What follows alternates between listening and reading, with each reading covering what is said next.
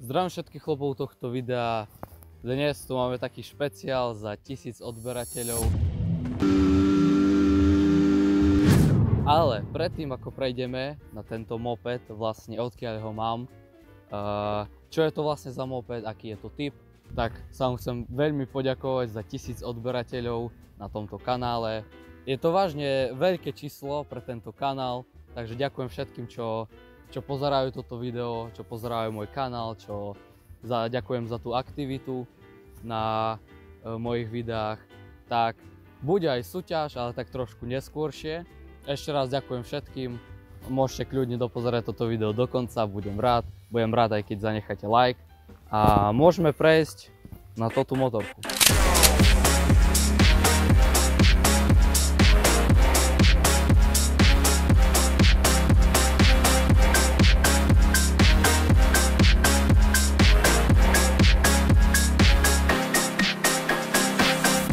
Je to Java Pioneer 220, rok výroby 1977. Odkúpili sme ho od jedného pána, od jedného detka, tak cca pred 2 rokmi. A naposledy sa na tomto Pionieri vozili toho pána deti, tak pred 20 rokmi. A potom ho odložili do garáže a z ničoho nič prestal fungovať. Preto sme ho odkúpili a ako náhle bol u nás v garáži, tak sme ho išli renovovať, sme ho chceli opraviť. Tak sme vyčistili karburátor, čistili sme hlavu valca, celkovo sme ho celého umývali, všetko tak pekne, okrem výfuku, výfuk sme nevypaľovali. Ale tak štartovali sme, motorka nemala žiadnu iskru, tak tento projekt sa odložil na 2 roky. Pred pár mesiacmi som sa rozprával s kolegom, ktorý mi poradil vyčistiť kladívko, pretože ja som chcel proste celé zapaľovanie nové kupovať, ale tak, lebo som myslel, že je mŕtve.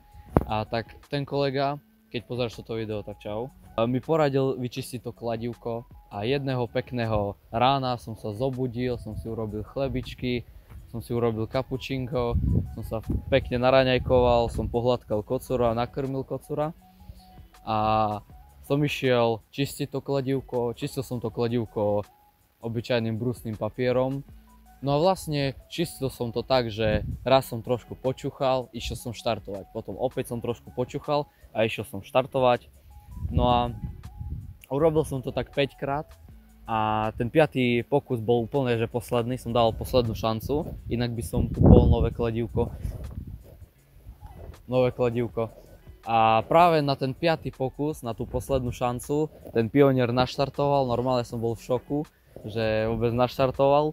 A hneď som ho vypol, zobral som telefón a hneď som natočil druhý jeho štart. Práve ho uvidíte.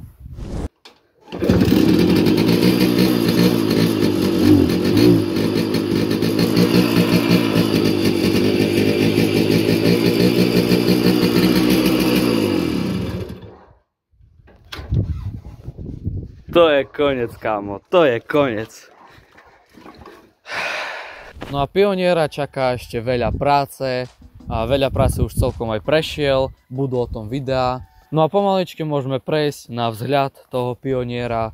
Môžeme vidieť tie hrdzavé reuma plechy. Tu máme nálepku Tiger, čiže plus 30 koní, áno.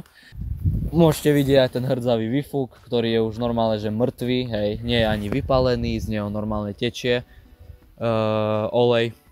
Vidíte tu aj stúpačky pre pasažiera, ktoré sú v takomto stave. Tu máme blatník, tu máme štvorlistok na šťastie, čiže dúfam, že šťastie bude.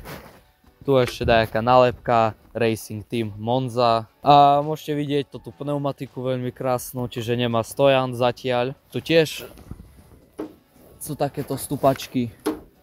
Sedisko. Vidíte tu aj zadné svetlo, ktoré je takto v takomto stave. Aj ešpezetky, tu tiež je štvorlistok na šťastie. Takýto pekný výfuk. Vzduchový filter nevidíte, ale tak je trošku tam zlomený. To také keby kolienko, čo ide do karburátora, tak je trošku také zlomené, len sme to ešte dávnejšie zalepili taviacou pištoľou. Chýbajú tu, sú tu zlomené uchyty na rame. Sice asi nevidno, vidno, dobre, ktoré sú na tieto reuma plechy, tak to treba bude privariť.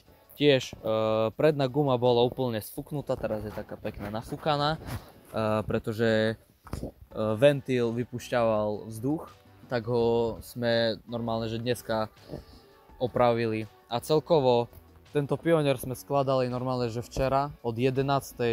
do 3. hodiny rána. Sme to skladali, sme sa snažili, aby dneska sme mohli toto video natočiť, čiže kľudne like za snahu. No a zadná guma je obec puknutá, čiže pomaličky spúšťala.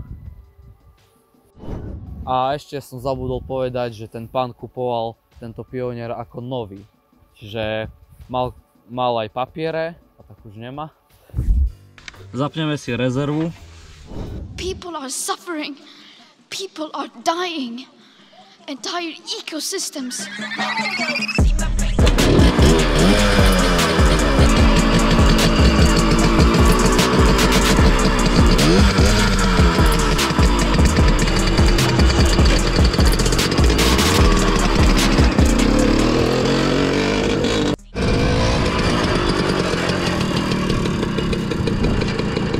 Zvučiatko.